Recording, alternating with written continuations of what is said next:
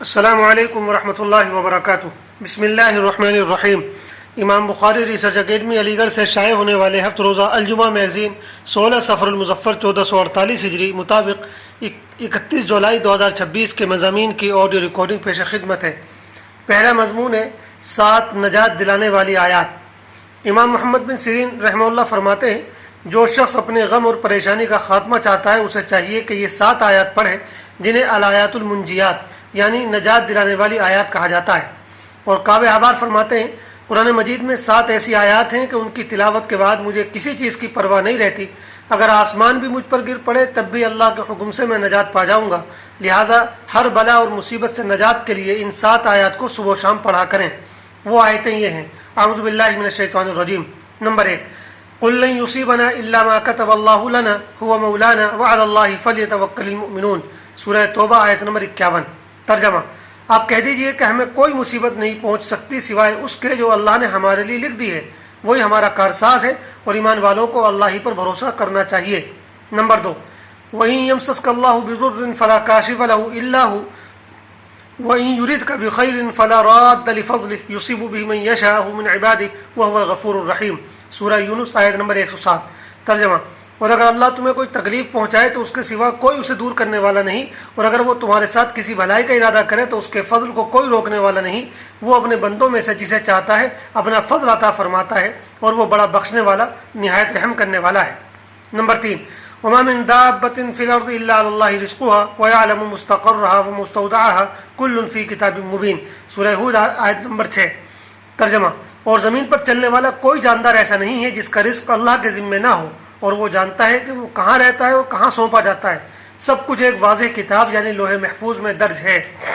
آیت نمبر 4، انی توکلت علی اللہ ربی وربکم ما من دابۃ الا هو آخذ بناصیتها ان ربی علی صراط مستقیم، سورہ ہود آیت نمبر 56۔ ترجمہ: یقیناً میں نے اللہ پر بھروسہ کیا جو میرا بھی رب ہے اور تمہارا بھی رب ہے، کوئی جاندار ایسا نہیں جس کی پیشانی اس کے قبضے میں نہ ہو، بے شک میرا رب سیدھے راستے پر ہے۔ نمبر 5، ما يفتح الله للناس من رحمة فلا ممسك لها وما يمسك فلا مرسل له من بعده وهو العزيز الحكيم، سورہ فاطر آیت نمبر 2۔ ترجمہ: اللہ لوگوں کے لیے اپنی رحمت کا جو دروازہ بھی کھول دے تو کوئی اسے بند کرنے والا نہیں، اور جسے وہ روک لے تو اس کے بعد کوئی اسے بھیجنے والا نہیں، اور وہی سب پر غالب اور حکمت والا ہے۔ آیت نمبر 6، وَكَأَيٍّ مِّن دَابَّةٍ لَّا تَحْمِلُ رِزْقَهَا اللَّهُ يَرْزُقُهَا وَإِيَّاكُمْ وَهُوَ السَّمِيعُ الْعَلِيمُ، سورہ عنکبوت آیت نمبر 60۔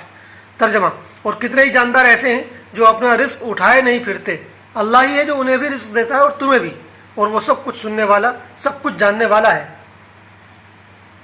آیت نمبر 7، وَلَئِن سَأَلْتَهُم مَّنْ خَلَقَ السَّمَاوَاتِ وَالْأَرْضَ لَيَقُولُنَّ اللَّهُ قُلْ أَفَرَأَيْتُم مَّا تَدْعُونَ مِن دُونِ اللَّهِ إِنْ أَرَادَنِيَ اللَّهُ بِضُرٍّ هَلْ هُنَّ كَاشِفَاتُ الضُّرِّ أَوْ أَرَادَنِي بِرَحْمَةٍ هَلْ هُنَّ مُمْسِكَاتُ رَحْمَتِهِ قُلْ حَسْبِيَ اللَّهُ عَلَيْهِ يَتَوَكَّلُ الْمُتَوَكِّلُونَ، سورہ زمر آیت نمبر 38۔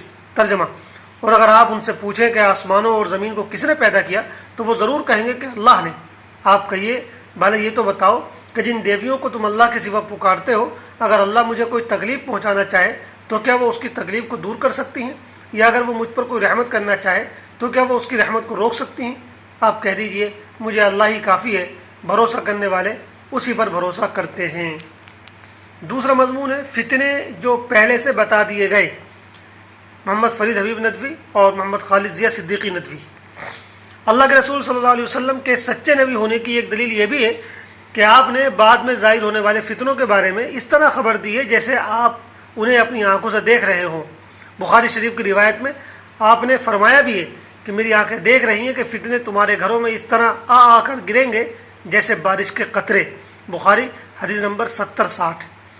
حدیث کی کتابوں میں تفصیل کے ساتھ ان فتنوں کا بیان آیا ہے جو قیامت سے پہلے پیش آئیں گے۔ آج جب ہم ان فتنوں پر نظر ڈالتے ہیں تو صاف محسوس ہوتا ہے کہ یہ فتنے آ چکے ہیں۔ حدیث کی کتابوں سے چھانٹ کر چند فتنوں کا ذکر کیا جاتا ہے تاکہ ہم خود کو ان سے بچانے کی فکر کریں۔ حضور اکرم صلی اللہ علیہ وسلم نے ارشاد فرمایا، یہ 20 حدیثیں ہیں یا 20 فتنے ہیں۔ نمبر 1، زمانہ جلدی جلدی گزرے گا۔ نمبر 2، نیک عمل کی کمی ہو جائے گی۔ نمبر 3، کنجوسی عام ہوگی اور دلوں میں پیسوں کی محبت بیٹھ جائے گی۔ نمبر 4، قتل اور خون خرابہ خوب ہوگا۔ نمبر 5، خود قاتل کو معلوم نہیں ہوگا کہ وہ کیوں قتل ہو رہا ہے اور نہ مقتول کو پتہ ہوگا کہ اسے کیوں قتل کیا گیا۔ نمبر 6، شراب کو شربت کہہ کر، سود کو تجارت کہہ کر اور رشوت کو ہدیہ کہہ کر حلال کیا جائے گا۔ نمبر 7، اولاد کی خواہش کے بجائے اس سے کرائیت پیدا ہوگی۔ نمبر 8، جھوٹے کو سچا کہا جائے گا اور سچے کو جھوٹا۔ نمبر 9، غیروں سے رشتہ جوڑا جائے گا اور اپنوں سے توڑا جائے گا۔ نمبر 10، مرد مردوں سے جنسی خواہش پوری کریں گے اور عورتیں عورتوں سے۔ نمبر 11، گانا بجانا عام ہو جائے گا۔ نمبر 12، لوگ اونچی اونچی عمارتیں بنائیں گے۔ نمبر 13، انصاف کمزور ہو جائے گا اور ظلم بڑھ جائے گا۔ نمبر 14، امن کم ہو جائے گا۔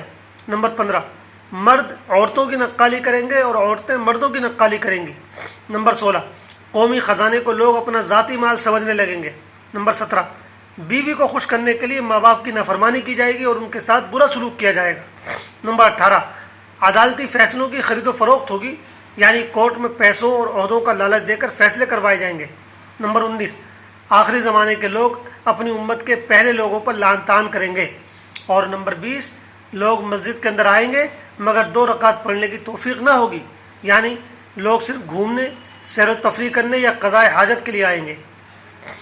تیسرا اور آخری مضمون ہے آپریشن کے بعد یا پیشاب کی تھیلی لگی ہونے کی صورت میں وضو، غسل اور نماز کا حکم۔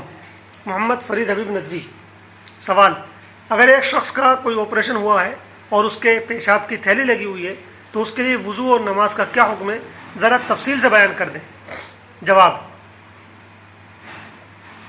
پہلی بات تو یہ ہے کہ ایسے شخص کے لیے بھی نماز چھوڑنے کی اجازت نہیں ہے۔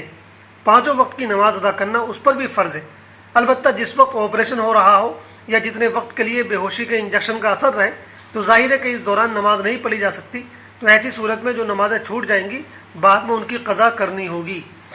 اس کے بعد آپ کے سوال کا جواب اس طرح ہے۔ الف، اگر وضو یا غسل کے اعضاء میں سے کسی عضو پر زخم ہو اور پانی لگنے کی صورت میں زخم بڑھنے کا اندیشہ ہو تو وضو اور غسل کے دوران اس حصے کو چھوڑ کر باقی جسم کو پانی سے دھو لیا جائے اور اس جگہ کوئی چیز باندھ دی جائے یا کوئی ایسی تدبیر کر لی جائے جس سے پانی نہ پہنچے، اور زخم والے حصے پر یا اگر پہلے سے پٹی بندھی ہو تو پٹی پر گیلے ہاتھ سے صرف مسح کر لیا جائے، اور اگر مسح بھی نقصان پہنچاتا ہو تو مسح کو بھی چھوڑ دے، وضو اور غسل ہو جائے گا۔ اور جب تک اس طرح پانی سے وضو اور غسل کرنا ممکن ہو کہ زخم سے متاثرہ جگہ محفوظ رہے تو تیمم کرنا جائز نہ ہوگا، لیکن اگر کسی بھی طرح پانی کا استعمال کرنا نقصان دہ ہو یا مرض کی وجہ سے حرکت کرنا ممکن نہ ہو اور کوئی دوسرا بھی احتیاط سے وضو اور غسل نہ کرا سکتا ہو تو تیمم کرنا جائز ہوگا۔ با، اگر آپریشن آنکھ کا ہوا ہے تو اگر چہرے کے کسی بھی حصے کو دھونا ممکن نہ ہو تو پھر پورے چہرے پر مسح کافی ہے، ورنہ جس قدر حصے پر پٹی یا زخم ہو یا جس حصے پر پانی ڈالنے کی ممانعت ہو اس حصے کے علاوہ باقی حصے کو دھونا لازم ہے۔ اور اگر آنکھ کے آپریشن کے بعد غسل کی حاجت پیش آ جائے تو سر اس طریقے پر جھکا کر دھوئیں کہ چہرے پر پانی نہ پڑے، سارا پانی نیچے زمین پر گر جائے، اور ہاتھ بھگو کر اچھی طرح جھاڑ لیں، پھر چہرے کا مسح کر لیں اور جسم کے باقی حصے پر پانی پہنچا لیں۔ اور اگر مذکورہ طریقے پر سر دھونا ممکن نہ ہو بلکہ چہرے اور آنکھ پر پانی پہنچ جانے کا ڈر ہو تو پھر سر کا بھی مسح کر لیں، یعنی ہاتھ بھگو کر پورے سر، کان، پیشانی اور چہرے پر پھیر لیں۔ نمبر جیم، اور اگر پیشاب کی تھیلی لگی ہوئی ہے تو تھیلی کے ساتھ ہی نماز پڑھنا درست ہے، مگر ایسا شخص ہر نماز کے لیے علیحدہ نیا وضو کرے گا اور اس وضو سے وقت کے اندر فرض، نفل، ہر طرح کی نمازیں پڑھنا اس کے لیے جائز اور درست ہوگا، مگر ایک نماز کا وقت گزر جائے تو ایسے شخص کو دوسرے وقت کے لیے نیا وضو کرنا لازم ہوگا۔ یہ ساری تفصیل دارالفتہ بنوری ٹاؤن اور دارالفتہ دیوبند کے فتاوی سے لی گئی ہے۔ والسلام علیکم ورحمۃ اللہ وبرکاتہ۔